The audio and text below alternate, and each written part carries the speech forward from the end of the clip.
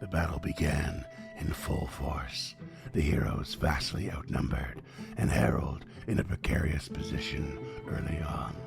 However, they managed to entrench themselves into the narrow entrance tunnel. However, again, demons flew overhead, and unseen scouts flanked from behind. The heroes showed just how battle-hardened they had become, and fell foe after foe, until the sound of chanting and marching came from the back of the Erdovon camp, and entered the Chief of War.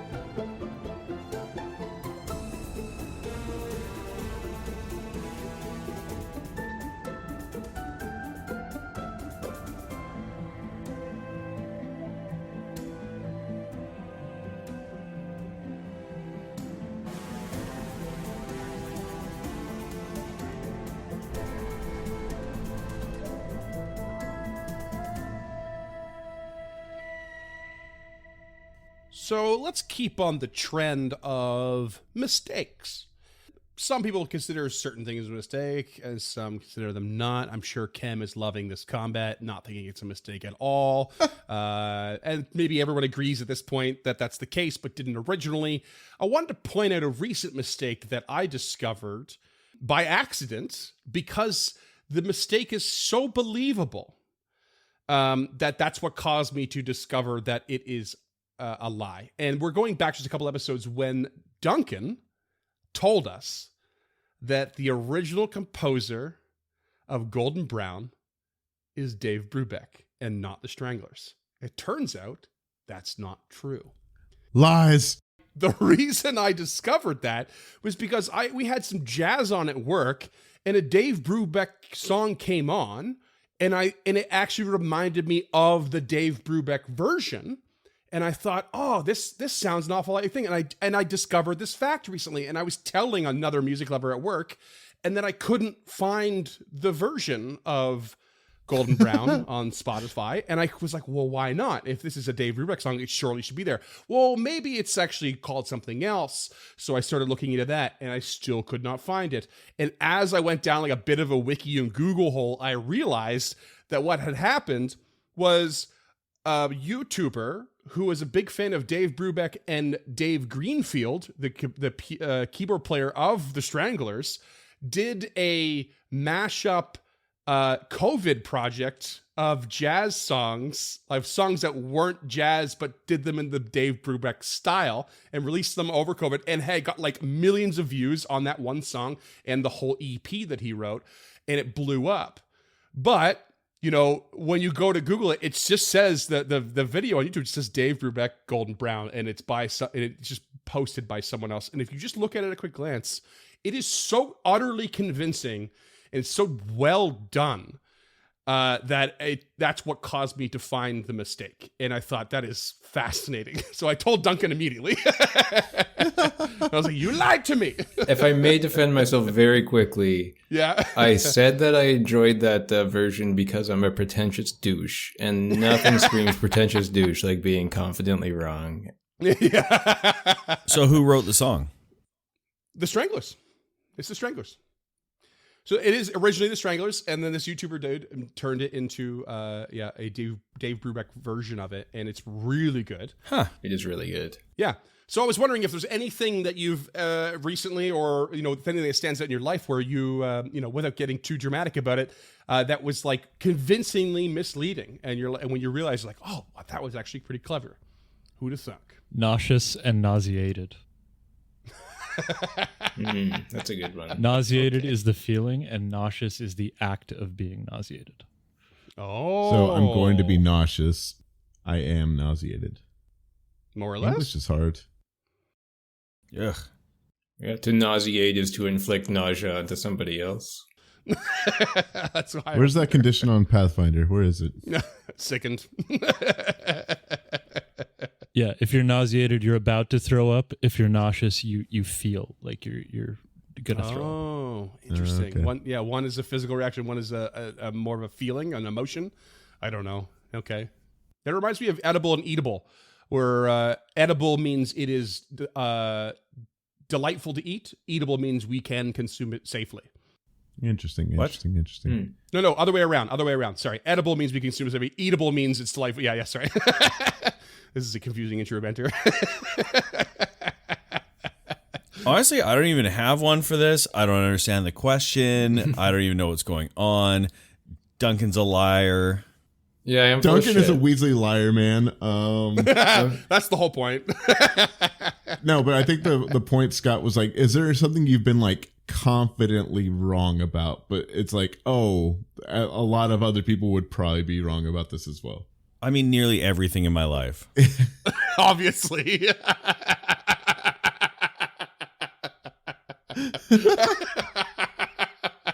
Tinnitus is another one for me because I Oh, have yeah? it. It's actually pronounced tinnitus. Oh, yeah. Is this See, a I British always- aluminium bullshit? Like, No, that's actually how it's pronounced. Yeah? According to Dr. Sidney McElroy of the American-based Sawbones podcast. I don't give a shit what they say. That's a good drop. I love it. That's why I've always assumed it was more of an American pronunciation versus a British one. There is something like in my work, Murphy's Law gets invoked a lot, and people talk a lot about Murphy's Law. Like, what if something can possibly go wrong, it will. And they tend to point to that whenever something goes wrong. And it kind of bugs me, especially in our profession, which is about preventing things from going wrong. So it's Right, not necessarily something will go wrong. It's that you have to plan for every eventuality so something will not go wrong. You don't get to blame every little catastrophe on it. Isn't it like a misquote? Like Murphy's Law isn't that what can go wrong will go wrong? Isn't it that what can happen will happen?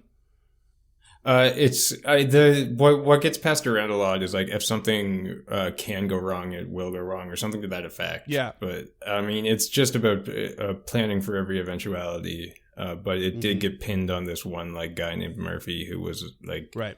things kept happening in his test flights or something. I can't remember the exact Okay. story around Murphy, Sure. but it's a lot of like people throwing up their hands whenever something like some little thing that was kind of preventable happens, and they'll throw up their hands and say Murphy's Law. And it's, I mean, it's not like that when you dropped your fucking tray of food on the floor, dude. Yeah. yeah, that's definitely not Murphy's I Law. know one that gets to Freeman that I use that I use incorrectly all the time. Divide and Yes, what is it? conquer. Divide and conquer. Yeah, I use it incorrectly all the time on purpose. Really? Oh, doesn't ring a bell. We divide our forces and conquer, which is the way I use it. But the Oh, actual okay. way to use it is to you divide the enemy forces and conquer. Yeah. Okay, that does ring a bell. That's good. I feel like most people use that wrong because a lot of people like I'm just picturing an office and then someone's just like they're having a team meeting and they're dividing the tasks and they're like divide and Yeah. conquer. But Which is exactly the wrong way to use it. Wrong team to be divided. so good. You want to divide the enemies. So good. Yeah. Yeah. hey, maybe the tasks are what are being divided. Okay. Speaking of doing the wrong divide and conquer, the start of this combat definitely appeared that way, and we can all assume that Cam and James were both thinking Occam's razor was the solution to this. Keep it simple, my friends. You had to form back up to try and take this on, and you did. Oh, I thought Occam's razor where you got a really sharp sword. That works too. Okay. That works too. Yeah. Just an episode of Epithets. Buckle up, listeners. I feel like Freeman basically stole my intro banter from last week and then did a worse segue than I did. Definitely not true, because I had intro banter last week and you interjected with something similar. But And now better. now the listeners will never know. Which Shout out one's the Discord true. listeners. Whose intro banter about mistakes do you like better? Who's the best person at segues at this podcast? I need to know. Probably Duncan. It's me. Nobody. No, James. James. It's nobody. James always pre-writes them though, so that's Yeah, smart. I do pre-write them. That's cheating. That's not cheating. It's smart. Speaking of cheating, I call it professionalism. You can call it whatever you want. suddenly, in the midst of this combat where you are kicking ass, but the bloodlust of these warriors will not let up. The sound of war drums sounds in the background as a whole retinue of Erdafon start to march up from the back of the cavern, and you see some of them carrying war drums, and then as they get closer, they just throw them aside and grab the warhammer off their belt. And the chanting of all the warriors in the back and all around you, it's just, Chief of War, Chief of War.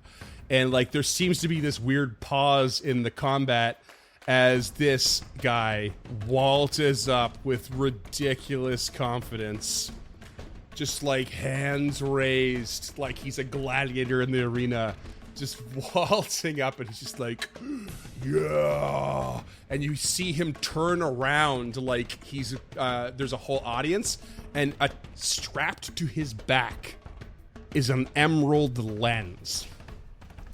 Oh, shit. I'm gonna need that. And he's just like, hoo, hoo, hoo, hoo.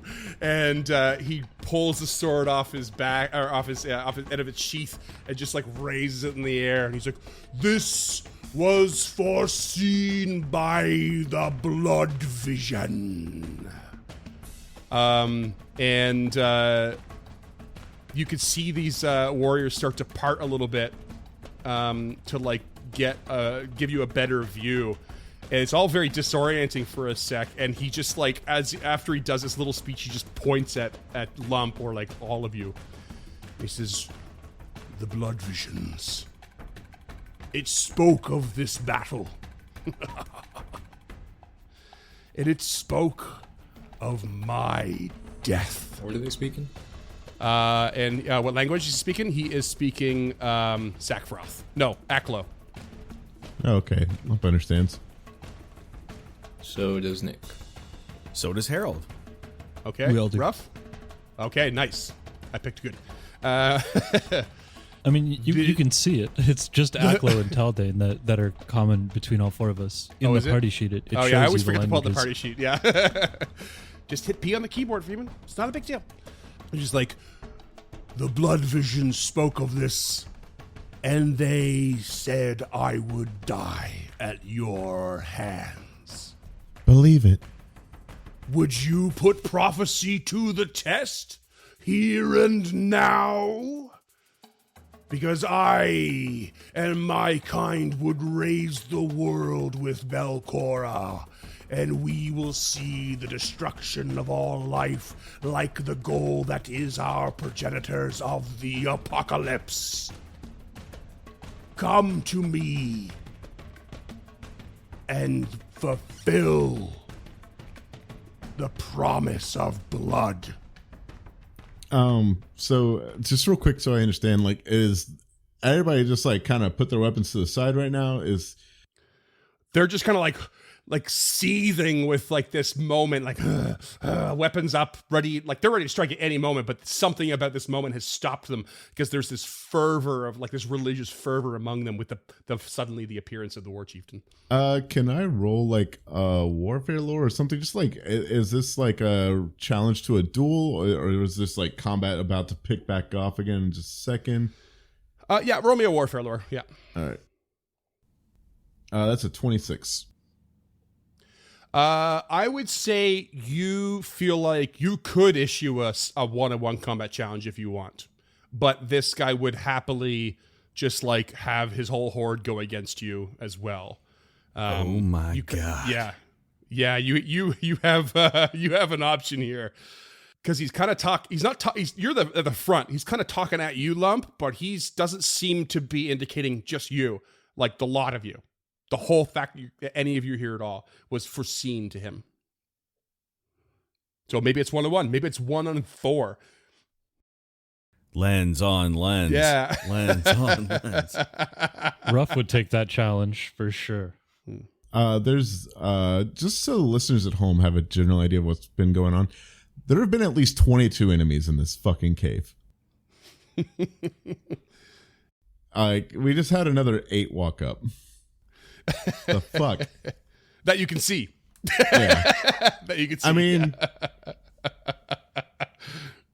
Lump doesn't really want anybody to go out there and fight one-on-one. It feels like a mistake. You could absolutely still run and be like, fuck that. Like, we'll come back for him later. You're in that position to like probably see it out. Yeah. I think Lump in common is just going to say, we need to start falling back. I have a few tricks up my sleeve, but we need to beat it out of here. Are we running away completely or just falling back and continue the fight? Well, we'll see where we go. If we can clear out this hallway, then I'm down to reassess. But at the moment, this is getting dicier. Lump will just enact low. Is your prophecy for today or for the near future? Because we would like to meet you on the field of battle, but not at this moment.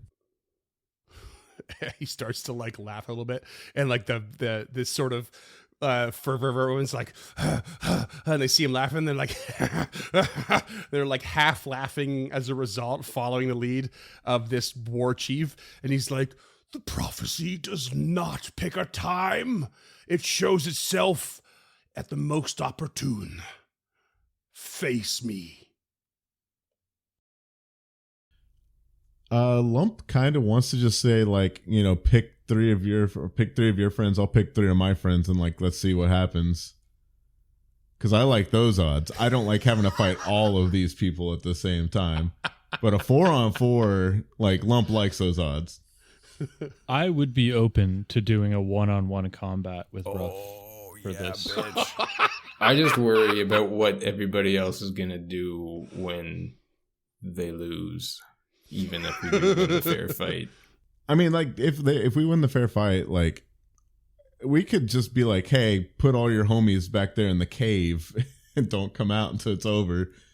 And if they, you know, don't abide by that, then we cheese it. But I mean, I think that I like our odds of a 4-on-4, but this is feeling like too long of a in between, so I'm ready just to get back into this fight and beat a slow retreat out of here and see what happens. I'm down for whatever. I would love to see Ruff 1-on-1 fight with this bitch. That's Scott. I'm with it. Yeah. That's Scott talking. Some big Yoda versus Dooku vibes. Maybe have a moment to choose our champion for a 1-on-1. A duel of honor, of blood and death. Choose. All right. Lump is gonna go ahead. I didn't think we were going 1-on-1. Okay, here we go. Yep. Ruff still has heroism, so Lump is gonna go ahead and just pump a 2-action heal into him before he walks out there. And then as he passes, also touch him with light so that he glows, shining in the darkness against this threat. I do have light already. On okay. The compass. And also, I want to hear Ruff accept the challenge in character. But here, go ahead. I want to hear the Shika. Now, let me just toss out this. I know James is ready for a 1-on-1. It doesn't seem sensible for Ruff to do this as the Shika. Is this? Do you feel this is in line with the Shika's goal to do a 1-on-1 risky fight? No, I don't. What I do feel like this is in line with is Ruff the character, bringing back some of that youthful vigor. I've been trying to bring back more of Raphael, and he was always a cocky fuck in those 3 or 4 episodes that I got to play him. So Yep. I think this may be true to Ruff, but not necessarily true to the Shika. But the Shika knows that we need that lens, I would imagine. So it does line up, just not as well as anybody would like, but also opportunity is here. You know, one life for a life. You know, Ruff's already dead. So Yeah, This is crazy. this is crazy. I'm trying to decide if Freeman was trying to talk you out of it because he doesn't want Ruff to die, or I don't know. What the fuck? well, my spell strike's recharged. I'm out of 5th level spells, but I don't know. I'm feeling okay about this. I've still got one round of the immunities, you know. Mm-hmm. My concern is audio. It's not going to be a very fun episode for the rest of you guys if I just do a one-on-one fight. With Oh, it'll be fun. guy. I'm so here for this. If this is going down, I think it's going to be as fun as the non-combatants make it, and I think they're ready.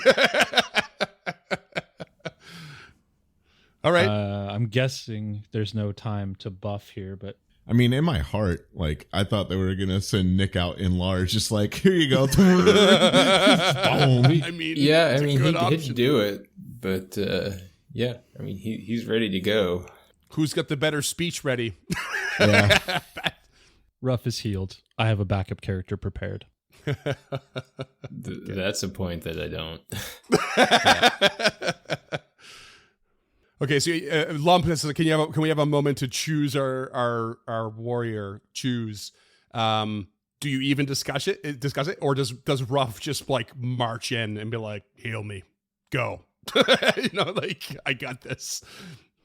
I don't even know if there are words exchanged. I think it might just be nods all around. I had to resist Okay. just doing a 3-action channel. Just, I'm healing everyone. It's okay. Oh, sorry, your friends are all dead. Yeah. Save it, because I don't think Freeman's going to take us out of combat order. I think you may be able to aid me from outside the circle with thievery checks. We've done stuff no, like that in the past. We're gonna reset a bit here for sure. It's gone on too long, and there's a whole bunch of people not in the combat tracker at this point. I think it's paused long enough that I'm gonna end the encounter, and we're gonna reset a bit. level up. I'm gonna put everyone back into the encounter, but we are only going to roll for our 2 combatants. God, that list was starting to dwindle, and now it's so big again. How it is so big again.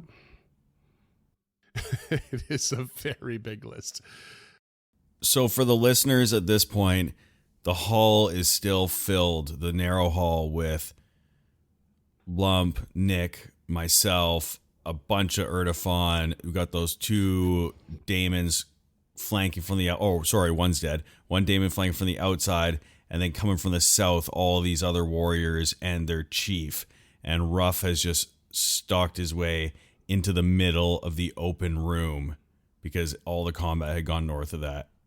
And he is there by himself. The tiny Shuni. The tiny Shuni. All right. And the war chief steps up, getting about 15 feet or so, 10 feet distance from Ruff. And just like holding onto that sword, getting into like a really solid stance. Ruff's blade is pointed down into the dirt, his faith tattoo just pulsing as he himself glows with light. Yes. Chieftain says, "Would you like a little extra help from your friends before we start?" Offering you the option for a buff spell. There's nothing left to cast. Yeah, I have all the buff spells. You can cast one on yourself. Oh, hell yeah. Yes, thank you. Ruff says as he spends 2 actions to cast Enlarge on himself.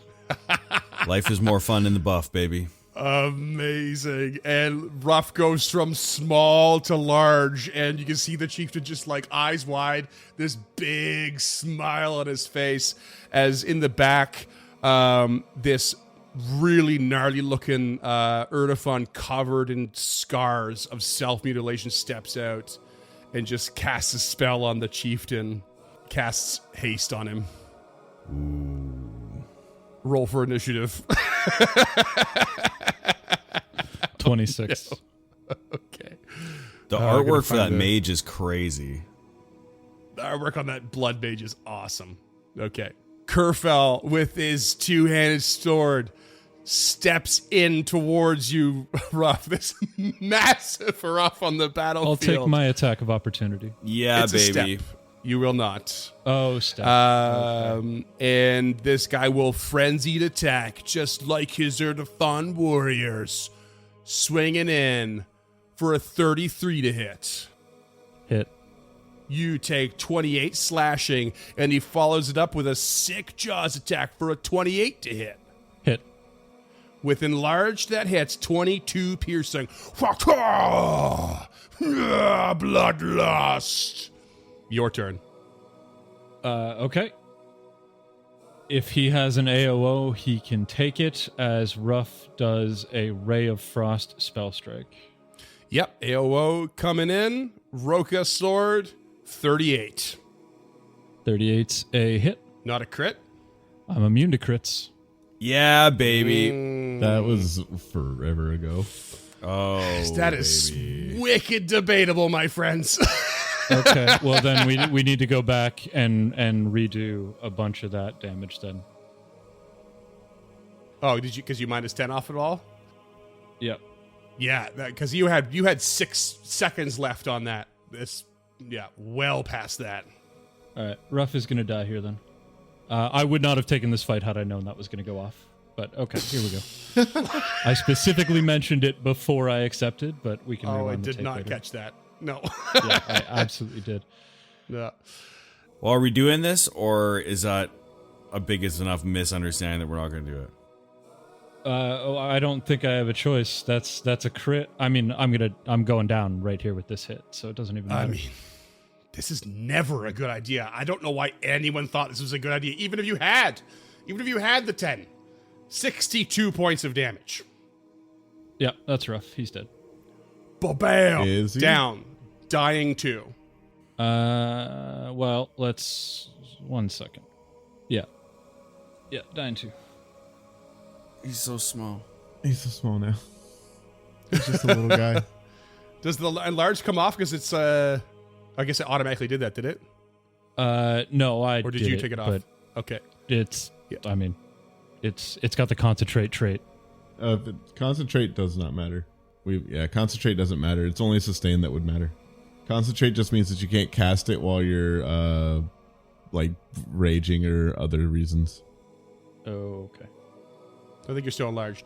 Yep. So this guy just comes up, just bam, bite, and you go to cast a spell and just boom, hits you so fucking hard.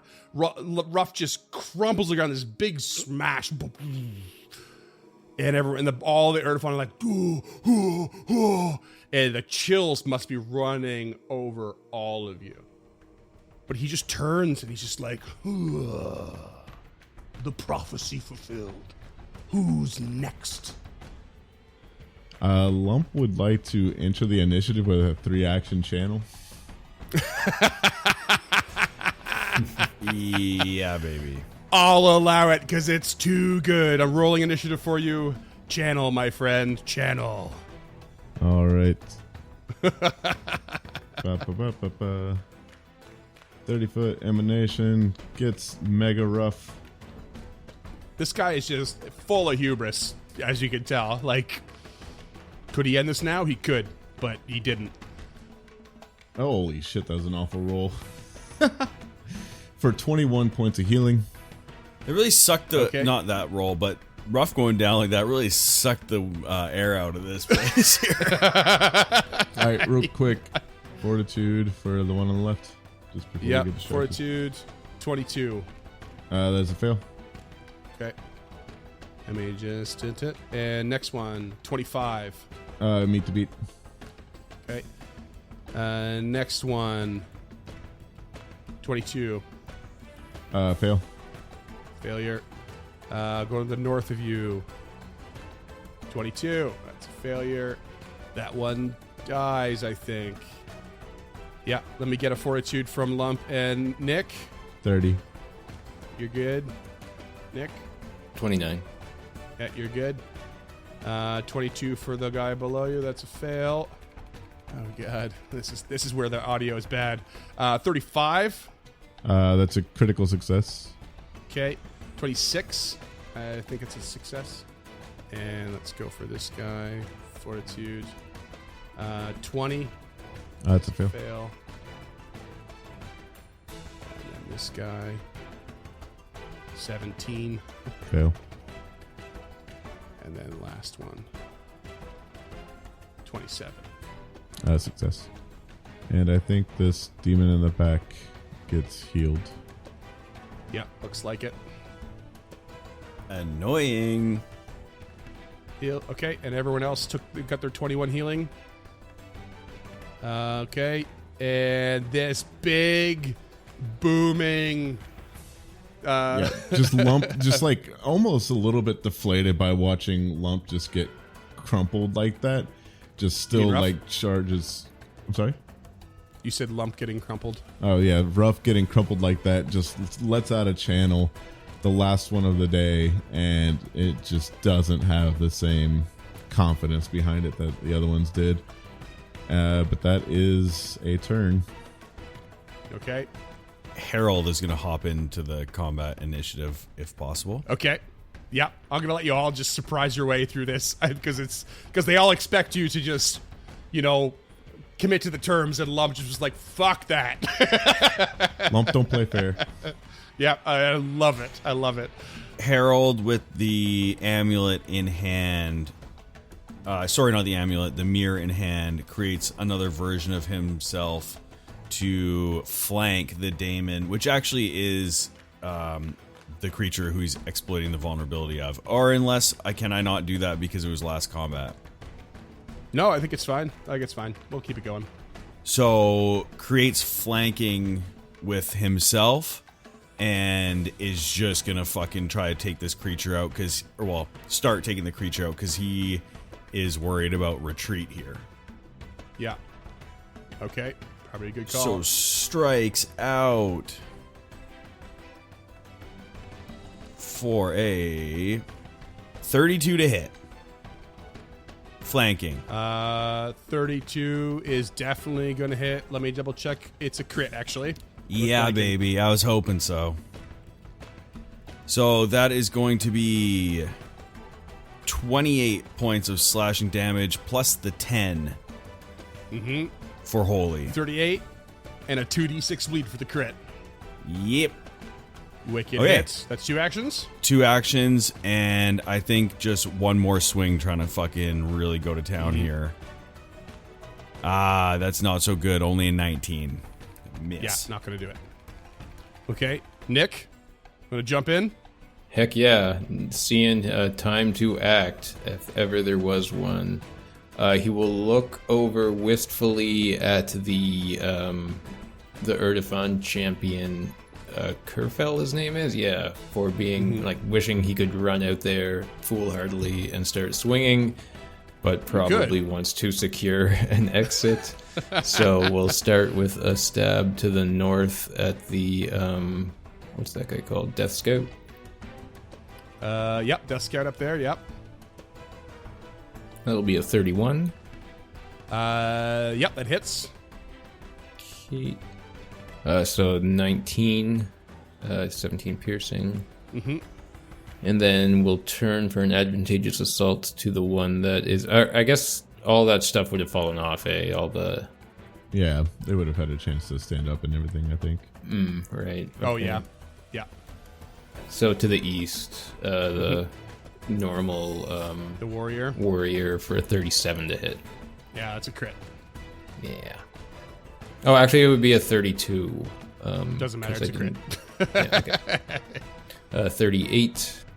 Okay, yeah, so that's going to be dead. Roll me a fortitude real quick. Ooh, nat 1. I'm going to take a hero point. 38. Okay, you're good. Critical success. Okay, that's Okay. that creature gone. Third action, gonna take a stab at that other warrior that's 10 feet to the east. Okay, 23. that hits. Hell yeah. 19 damage. Dead. Fuck yeah. Hell yeah, Death Scout hit hard, and then 2 warriors down, necrotic decay all over the place. That's your turn? Yes. Okay, I'm rolling all the NPCs now. And we're going to go to the top of round 2. It's Nick's turn. Oh my god. Let him just be a warrior. It's going to be great.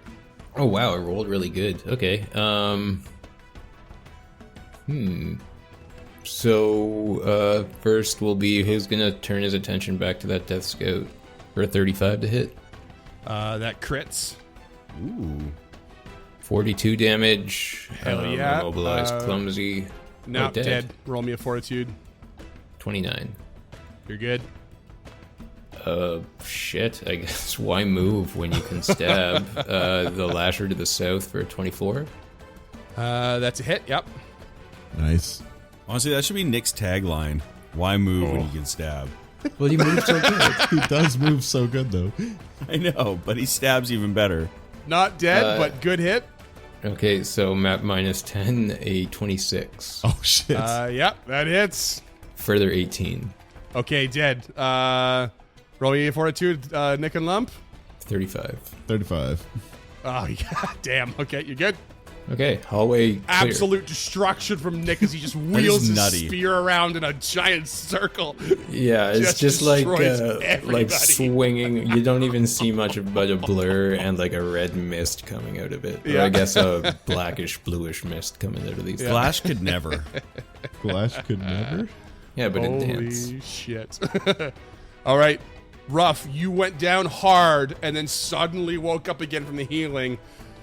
You know that something's interjected here. I don't know how much Ruff approves of that, but maybe knows to take advantage of it. What do you do?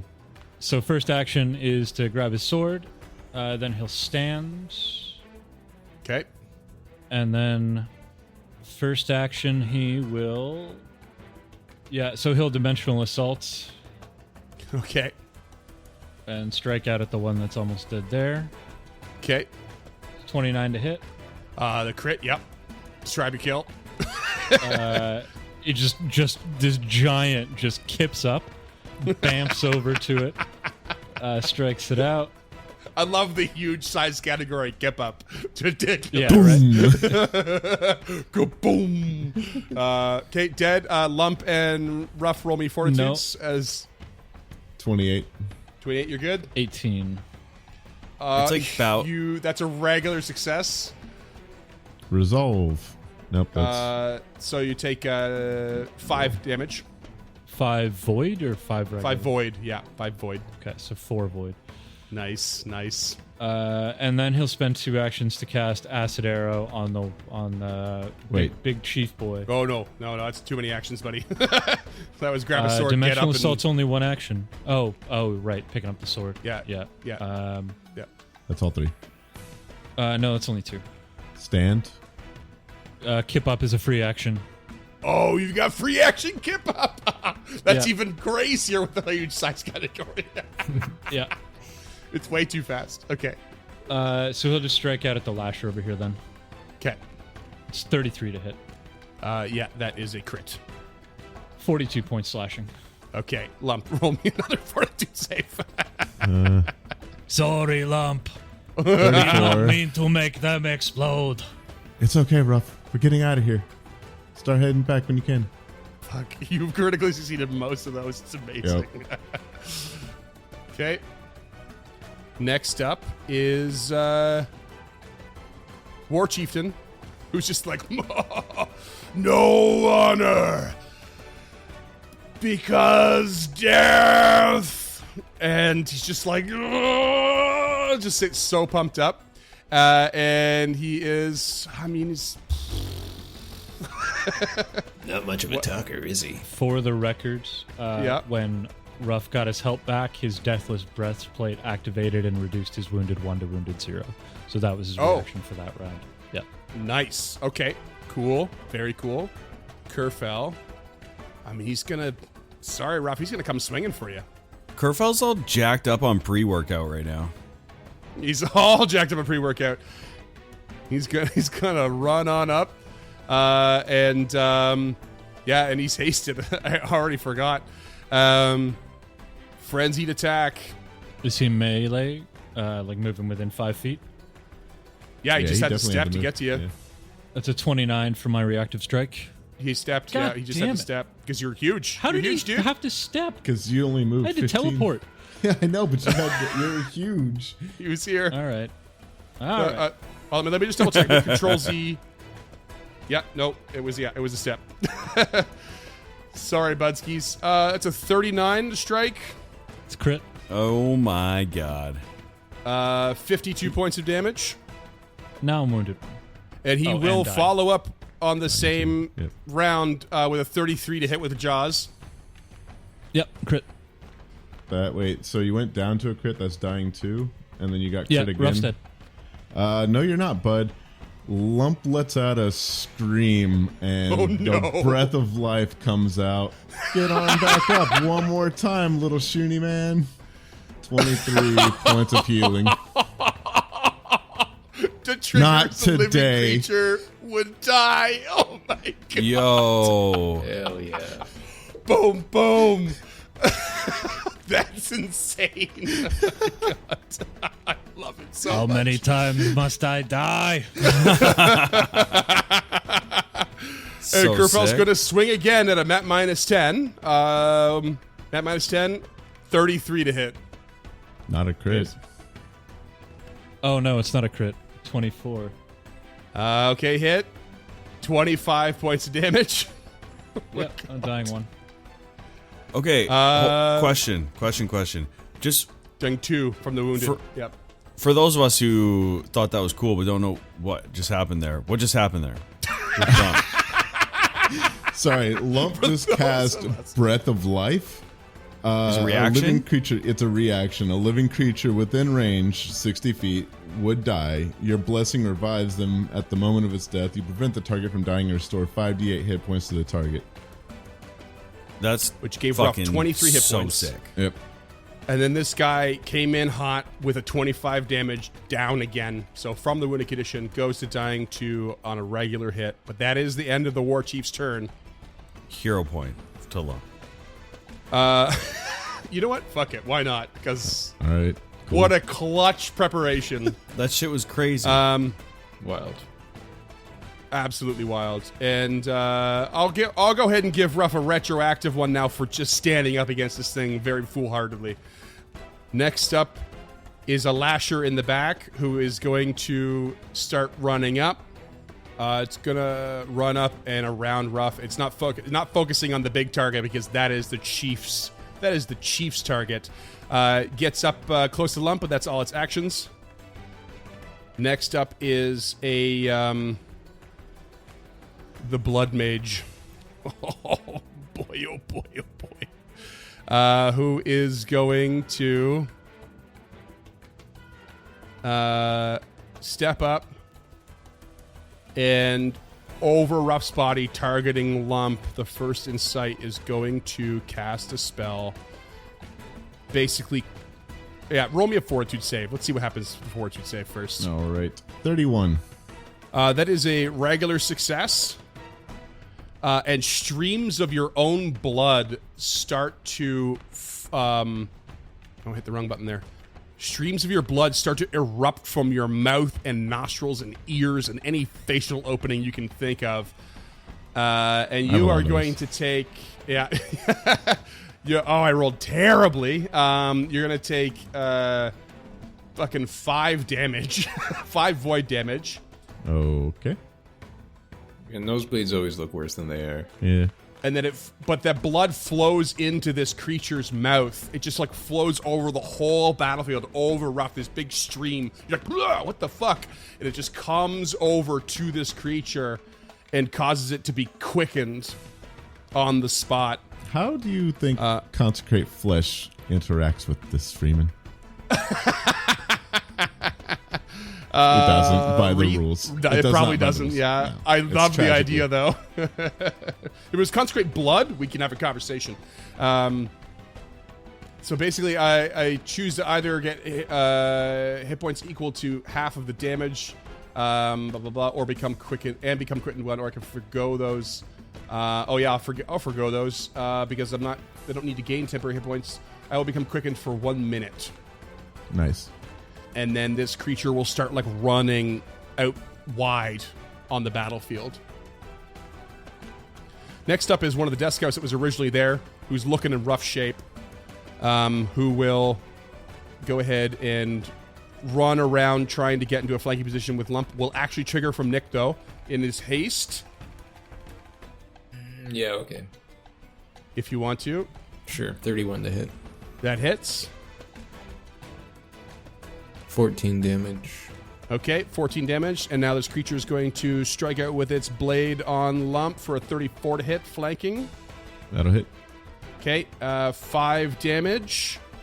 Shield block. No, I don't have my shield up. Just kidding. Oh, hold on. It's actually going to be another 6 on top of that, so 11. Okay.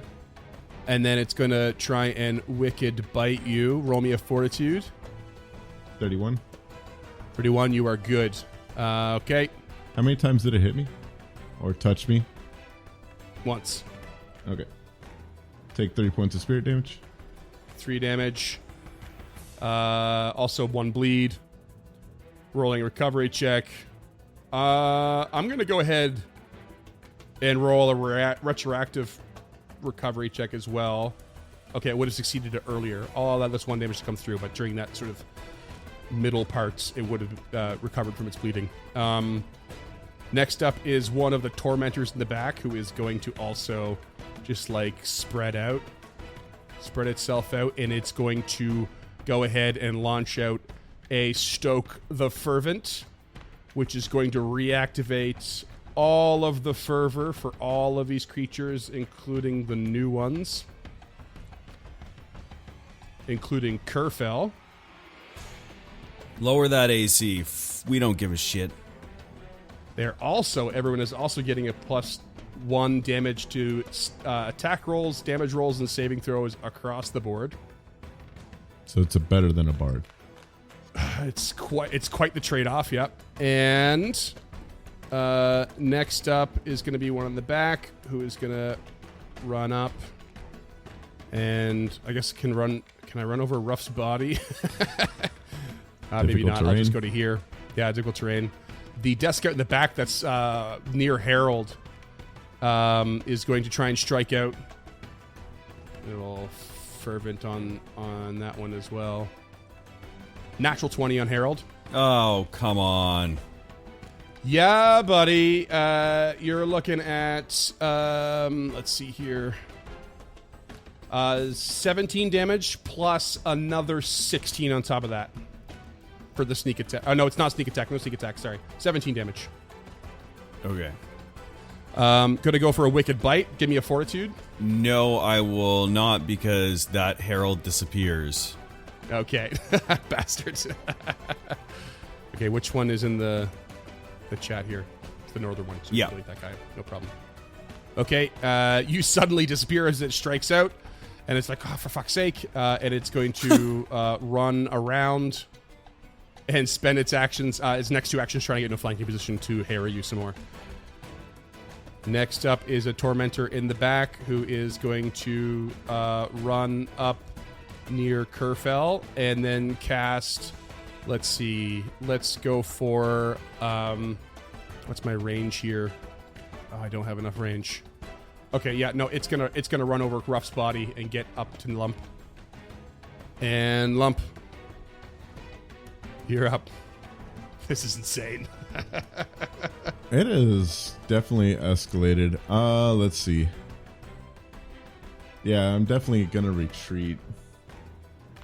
But I'm trying to figure out if I'm taking Ruff with me. Because I have something that buys us a lot, or at least some time, maybe not a lot. But it will definitely slow them down. Alright, fuck. It sucks. Gonna have to leave Ruff, I think, if we want to get out of here.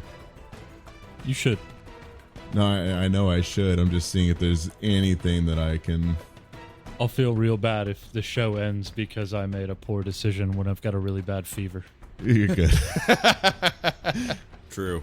Listeners, James is not in a good place right now. Yeah, not feeling well. Neither's Ruff. Yep, fuck it. Well... It sounds like you have 2 separate plans. I only have one plan. I'm just seeing if there's Okay. anything else. Yeah, there's only one plan. The one plan was just battle medicine Ruff, battle medicine myself, keep swinging. But Kerfell is just a menace, and so that's just not plausible. Absolute beast, yeah. It just got worse. So we're going to move 15 feet to the northeast, and then Lump just slaps their hands together, and just a river of flesh bursts out from their arms, forming a wall right here. Whoa. Oh no! Oh, flesh wall. No way! Fleshy wall. Fleshy wall. Yep. And it is going to be, which one did I want it to be? Because I have some options here. We'll do arms. So the wall is a mass of grasping arms. Any creature that ends its turn within 5 feet of the wall must attempt a reflex save, otherwise become grabbed or restrained if they critically fail. Yeah, that's I don't think that goes off right away, or does it? Ends its turn. Yeah, but usually like when there's an effect that goes before, like, and then it's end your turn. I don't know. I'll leave it up to GM. Okay. Usually that's the case. Yeah, in most cases, as far as I know, we've never really dealt with a wall spell other than that Wall of Force. Okay. If you wish the wall to... When you cast a spell, choose one of the following features for your wall, and then arms the any creature that ends its turn within 5 feet of the wall. Oh, it doesn't seem to say that it goes off immediately. Usually it specifies the moment you cast a spell, or including when you cast a spell. All right. Well, that's my turn. Okay. All right. That leaves all of these tormentors in the background, and a whole bunch of other dudes. I want to expedite this a bit, but basically what's going to happen is this wall of flesh forms, cutting off the retreat. You can see this. You've got one Death Scout there who's like shocked by what just happened. Turns around, is like, "The fuck, Nick? Why don't you just go ahead and roll me an attack roll?" Yeah, I'm gonna pin him to the wall. Yeah. 29. Damage. Let's call it. Yeah, damage. I was gonna say call it flanking him on this wall. It probably. Okay, 20. Yeah, that's gonna be enough. You kill this thing. It's like, what the fuck? Blah! Skewered. Lump, you just hightail it, run. Harold is like fucking fighting this daemon and a Death Scout, and like as this one explodes, it like calls out something in Aklo, or in not even Aklo, in like maybe Sackfroth, that only Harold understands, and it's like, like, you know, we're cut off or something like that. Turns and sees and just like starts to book it, like realizes, holy shit, no good. And the daemon is just, it is gonna stand and fight, but I'm not gonna make us roll through it. You guys just barrel it over, smash it into the fungus here, and you hear in the background like the wall just like starting to swing at these creatures because they don't know what the hell just happened. These arms spring out. They do end their turns near it, going, you know, getting ready, like probably attacking it, trying to get through, and it just grabs onto them. You can hear them struggling, and you can hear this like uproar behind the wall. What kind of health does this wall have? 75, and it's for a minute. Oh, 10 minutes. You get the feeling that there is very little time before that thing is going to be cut through. It's got an AC of 10. It's, you know, and you just start running. Where do you guys go? I think back to the lodge to head up. Up the ladder, yeah. Yep. Rough. No. And they book it. They book it up the ladder, and you don't see the demise of Raphael hidden away Behind a fleshy wall. behind a fleshy wall. As you're climbing the ladder, you hear the wall break. You see the horde running towards you. And at some point you hear the drums start to like ring again. And they, like, some of them are actually climbing the ladder, chasing you. You're hustling as fast as you can. And then they stop and retreat back down as if they're being called back. You make it to the top of the ladder and find yourselves in yet another more familiar fungal forest, just a stone's throw away from where fucking Tulok died, where you had a massive fight with a Goliath spider. Suck it, Barn. Yeah. Give it a good old suck. This encounter is absolutely bonkers, and I love it, but god damn, that went off the rails. Like, if we hadn't gotten third partied, we had that clean. Oh, easily. Mm. I am mad at my own hubris.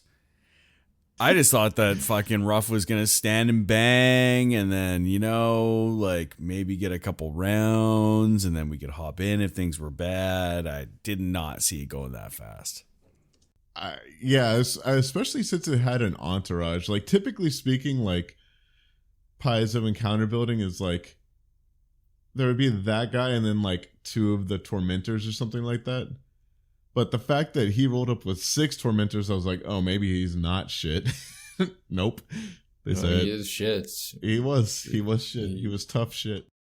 Like, I thought for a minute that Nick would have been good to go up against him, and then seeing some of those rolls, I was like, nope, still would have fucking got killed. Would have got. But yeah, I guess we're gonna make our way back to town. I mean, we can help the defense now. Yep. Well, and the fucking lighthouse is going to go off soon. Yep. So we've got like a couple of things that we can do in town. Major one being defend it. Yeah, that's a good start. So, I mean, this has happened like 120 seconds ago. Yeah. Okay, Right. You're in the forest here. What's happening? Lump is compartmentalizing. They really liked Ruff, but they also know that like now is not the time to break down. Now is not the time to feel. We will feel those feelings later. Maybe when we get back to town. Harold is not doing that. If Lump is compartmentalizing, Harold is doing the opposite. He gets up there just like it's consuming him because he's known Ruff since Ruff was a pup. So Harold is fucking kicking down like the fungi around and just like fucking freaking out. It's, what in the hot hells was that? He just went so fast. I didn't think that was gonna happen. And now he's gone down there dead with all of them. I don't think that we should engage in heroics or honor at any point going forward. That is not who I am. And if that's who you are, then just realize that that's your fate. Well, I didn't think it was honor. I just thought that he was going for the kill. And that I respect, but it just... We were up against something that we didn't even know. Correct. And Lump will just start tearing the flesh on their arm and start binding wounds.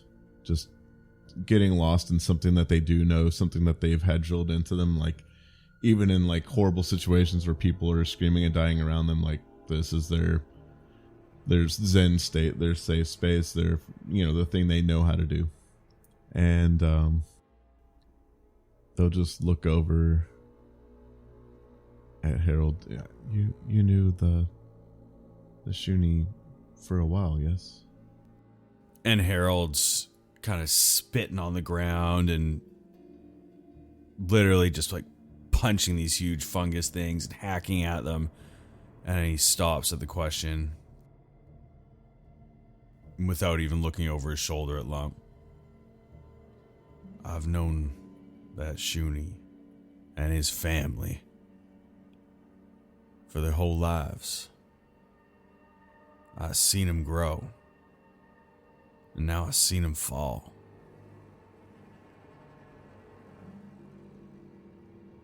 I did not think that this would happen today.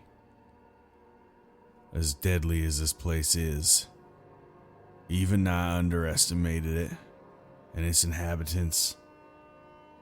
I've fought so many things, and I've been so close to death.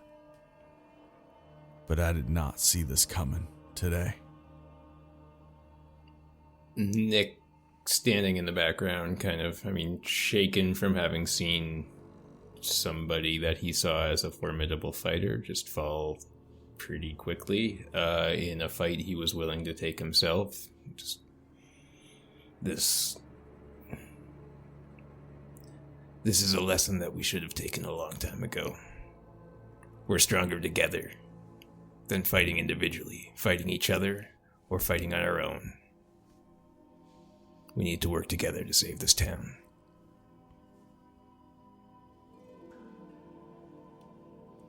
And Harold is just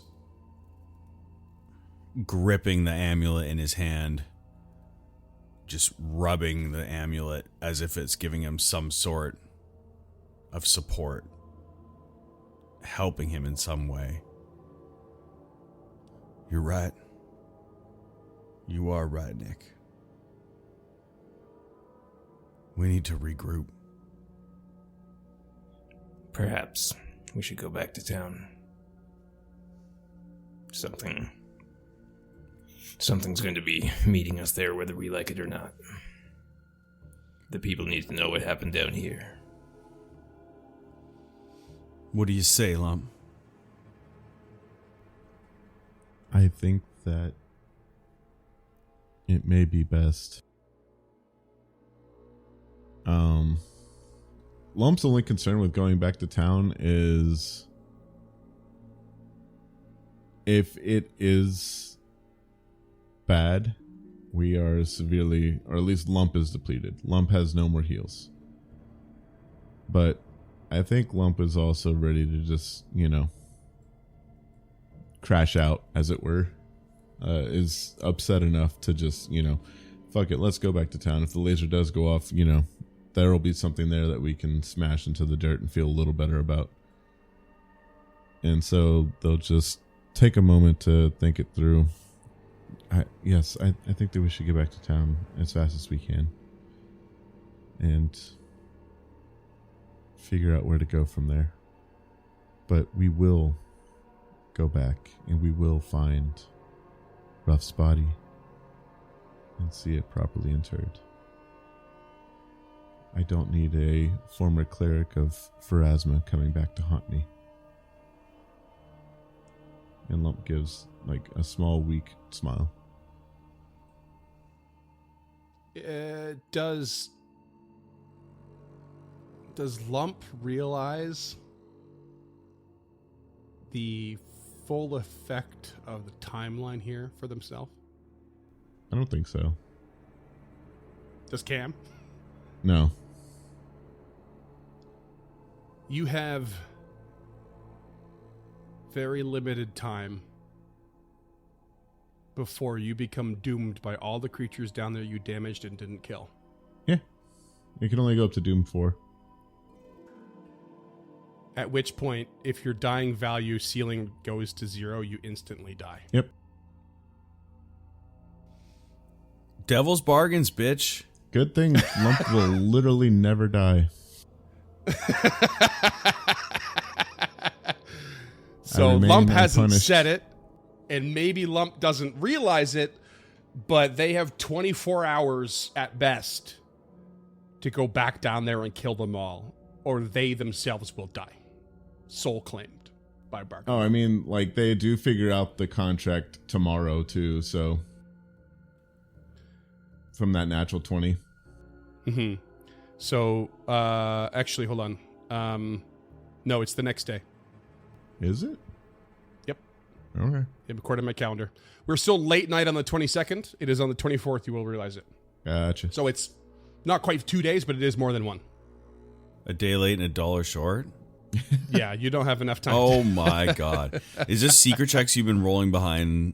No. No, this is back when we first did it. That being said, because you wanted to have the information roll out over time, you wanted to do 4 days. I made sure I brought it down to 2 from your natural 20. We could say tomorrow. That's when you realize, after your next rest. That's when your study makes you realize that you have such limited time.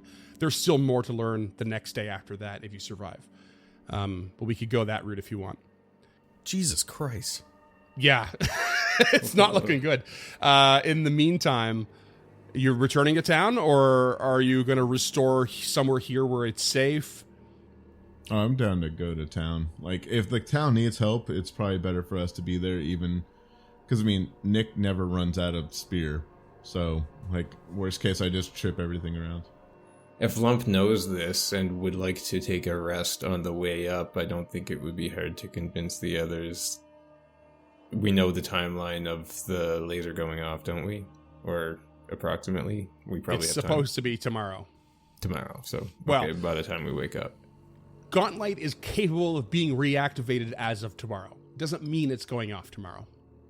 Its cooldown finishes tomorrow. And what time is it right now? It's about 9 o'clock at night. Freeman lies The day before? and picks a time late in the day. The calendar literally pops up every time we log into Foundry with a date Yeah. and time. I know, I'm just being Is a it daylight savings? Did you factor in daylight savings? I do think that Lump would not just be like, oh yeah, let's go back into that whole, like, I mean, maybe they do. Maybe they are just like, I'll just do the same thing and I'll just keep bursting them down with heal spells until they're all dead. Yeah. But, I mean, the amount of people in this hole is honestly insane. There were over 30 fucking people in here. It's Yup. sort of full. And, like, there's no way. I don't know. The encounter math in here is crazy. Like, I've been Oh, accused it's- of being a scumbag GM, and this is just. Yeah, this was my moment. This was my moment to be a scumbag GM. It really That's was. fair. But how do you waltz into that cavern, have guns a-blazing, have a massive fight, and not have the rest of the cavern hear it, and then them come in going, well, fuck you. This is our home, Pretty fair point. No, it's fair. It's just like, how. You walked in trying to have a chat, maybe, or like wanting to see the leader. Like you went in and shot a fireball off. And They said, don't have "Fuck fucking these evil lips. What are they things." going to talk about? Yeah. Yeah. Anyways, yeah, I think we just go back to town, try to find reinforcements, rest up. It just seems like the smart play. Yeah, Lump can go straight to bed. Yep. No dessert. No dessert for this. And maybe sleep through the first couple hours of the combat. Yeah. I'll wake Get up when that it's full time. 8. I gotta get my beauty rest in. But yeah, All right. I got nothing else. Okay, so you head straight back. Do you pass by the library? Yeah, we'll tell Bandy and Ren. No, I mean Augrail's library. Oh, Auger's library. Sorry, there's so many libraries in this one place. All two of them. That's so many. Sure. Because we're growing up. Yep. Okay. You head on up, and you get to the library level, and there is and the death guard comes at you while you're all in a weakened state. No, you make it to the library level, disheveled as all can be, probably completely just deflated, and you can see that the writhing void energy in the library has expanded to the point where it's nearly touching the walls in that round room. And She's ready to blow. yeah, and Augrail is just like, kind of reading a book and milling about, keeping an eye on the swirl. And he sees you and he says, Oh, my friends. I've been keeping an eye on the growth since last you asked. I said it was slow before, incremental, but I swear I see it growing by the minute now. It's like it's swelling, like it's ready to burst. How fare you? Where's Ruff? Fallen. He's below. And we couldn't get him out. No. No.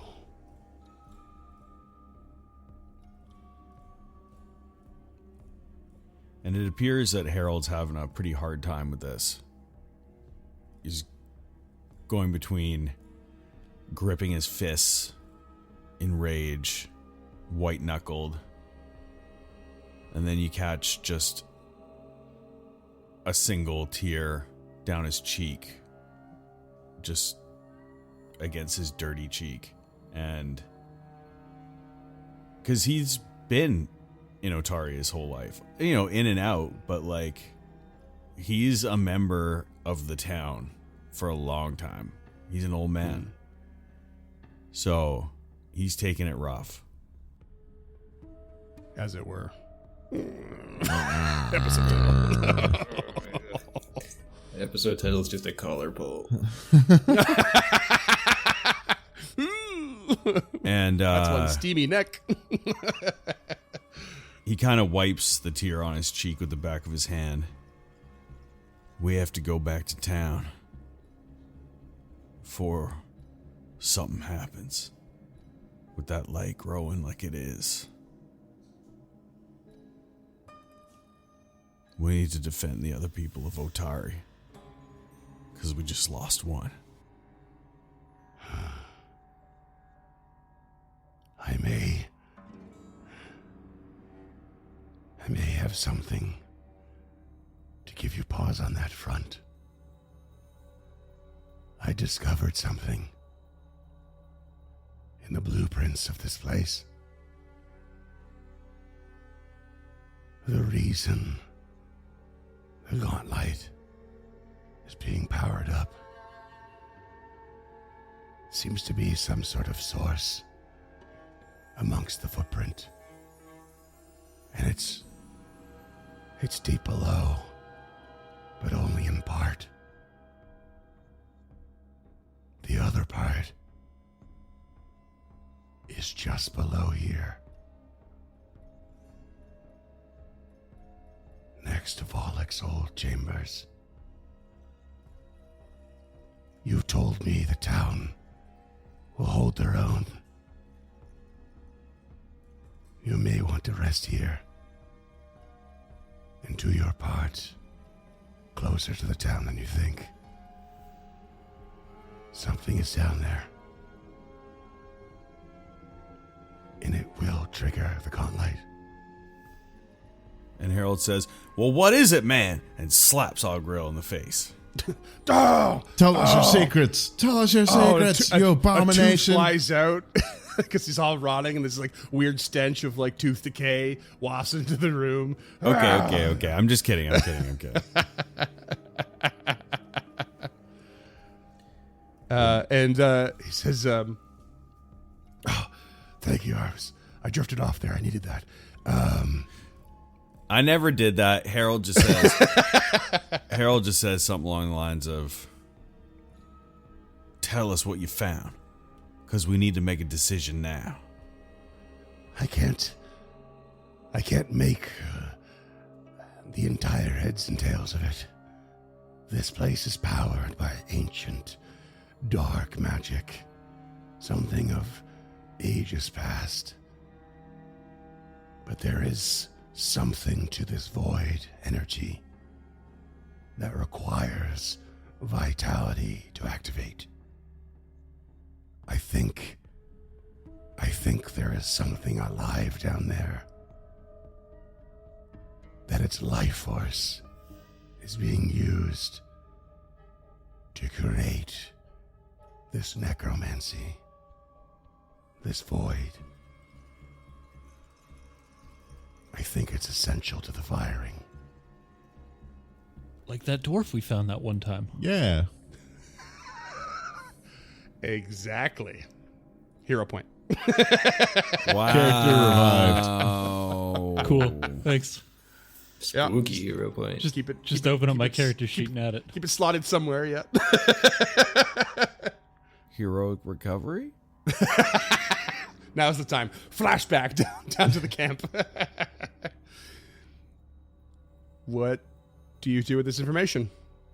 I think Lump is gonna just say, okay, then fuck it. We do just sleep here and go try to sort that out, because I mean, there's no way that, like, I guess there is a way, but it's not likely that they're just like somebody sitting there with a countdown just spamming a mouse click button to like shoot the laser the second, Yeah.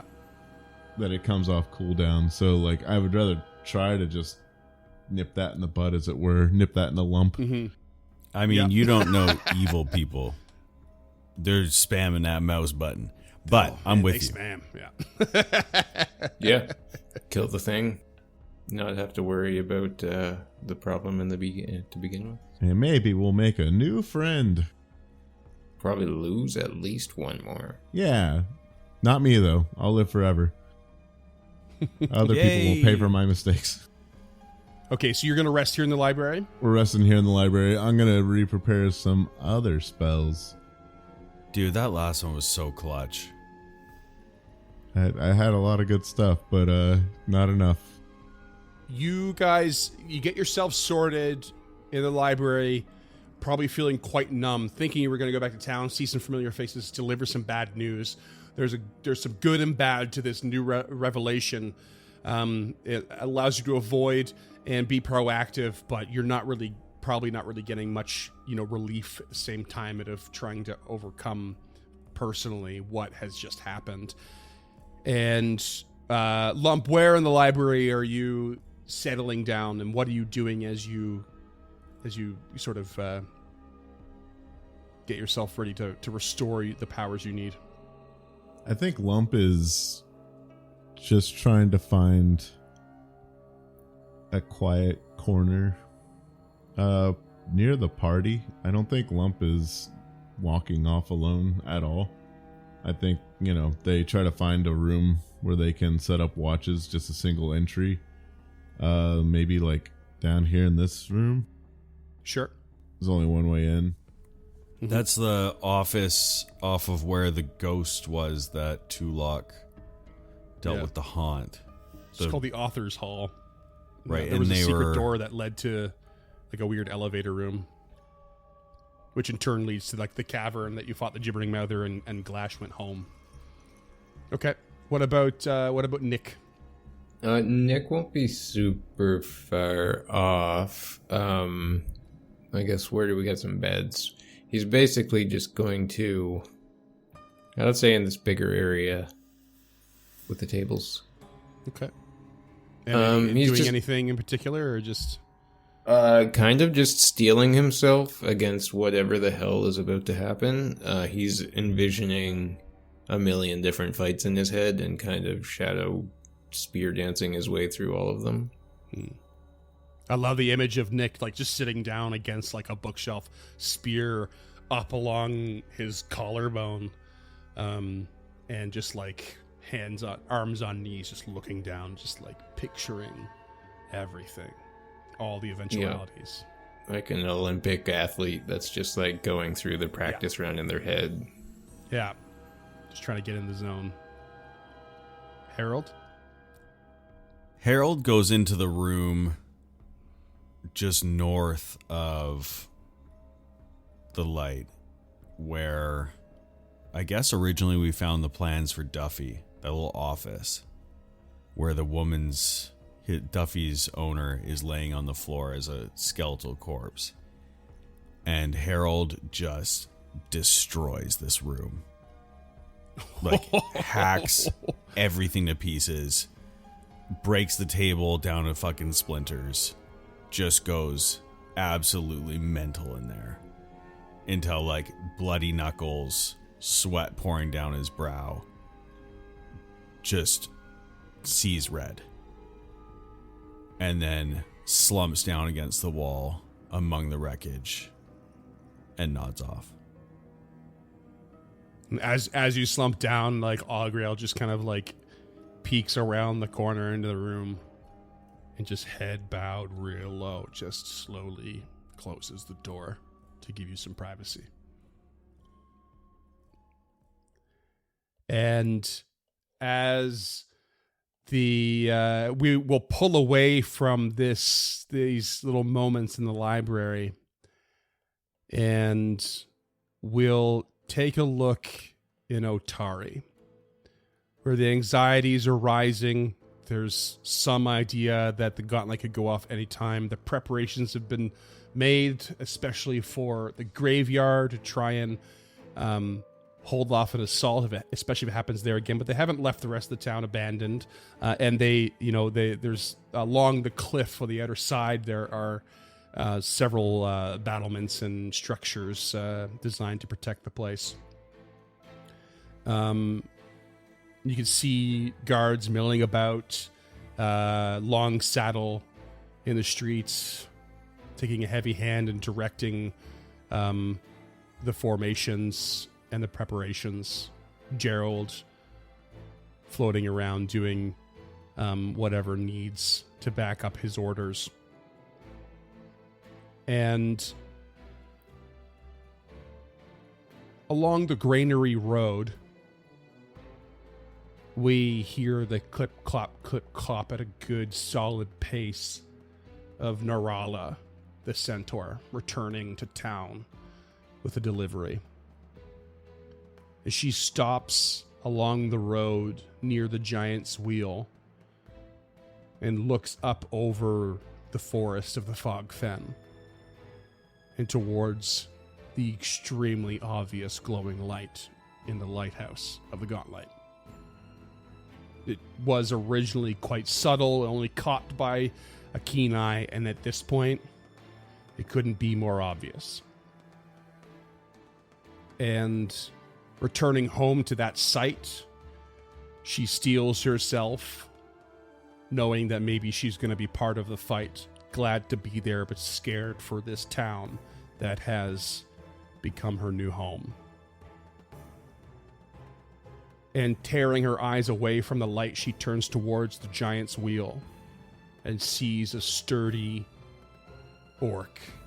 Half-orc? Orc. Half-orc. Standing tall, broad, and staring at the same light, who tears his eyes away and sees Narala on the road. A beast of a man, although a bit elderly. He clenches his fist as if around weapons he once wielded. He eyes Narala and gives her a nod. In amongst the bustling of the town, the anxieties of the people there, life goes on. Life goes on. And somewhere in the market, amongst the people shutting down their stalls and people going home, buying different provisions, preparing to maybe lock themselves in for the night, we see a cloaked individual with a silver bird-shaped mask staring over the horizon at the glow as well, trying to understand what it must have been like when it first went off, and what it might be like when it does this time. And will it interfere with her mission here? And connecting to this thought, we see somewhere on the edge of the forest the faintest tiny glow of burning light. A little wisp of smoke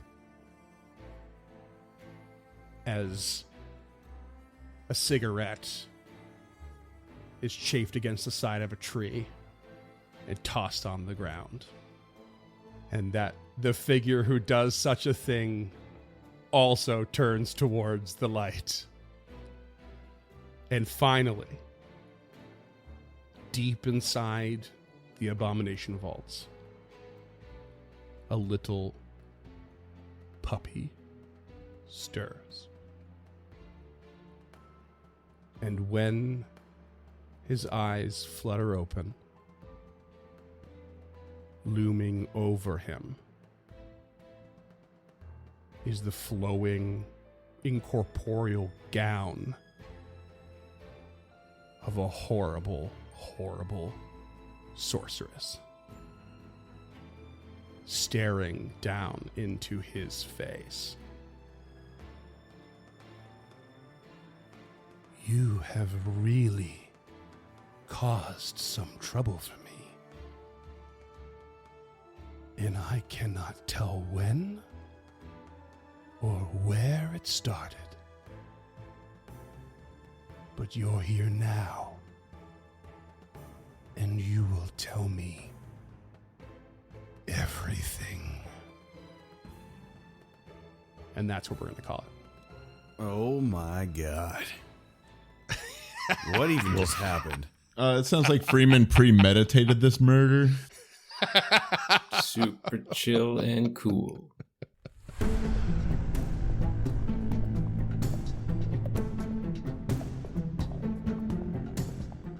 Stemming the Tide is an actual play podcast of the Adventure Path Abomination Vaults and is produced by the Uncharted North Network.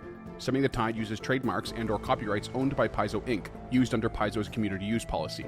We are expressly prohibited from charging you to use or access this content. Stemming the Tide is not published, endorsed, or specifically approved by Paizo. For more information about Paizo Inc. and Paizo products, visit paizo.com. Music is composed by Will Savino and artwork by Greyhood. Stemming the Tide is recorded remotely using Foundry Virtual Tabletop. If you wish to connect with us or support this project and projects to come, we can be found at unchartednorth.ca, patreon.com/unchartednorth, and on all major social media platforms.